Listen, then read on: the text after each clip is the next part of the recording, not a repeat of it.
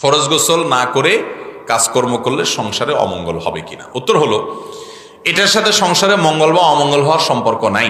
গোসল ফরজ হলে দেরি না করে তাড়াতাড়ি গোসল করে ফেলা উচিত।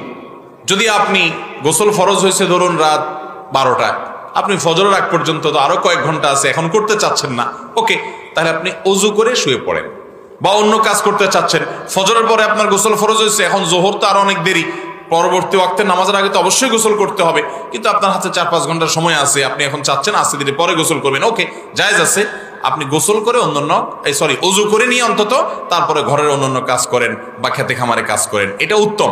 যদি অজু করা ছাড়াও আপনি করেন তাতে হারাম হবে না, কিন্তু সুন্নাত হবে অজু করে নিয়ে যদি করতে পারেন, সেটা ভালো হয়, জাস্ট ভালো হয়। না করলে কোনো বড় গুনাহ হবে ব্যাপারটা এরকম না।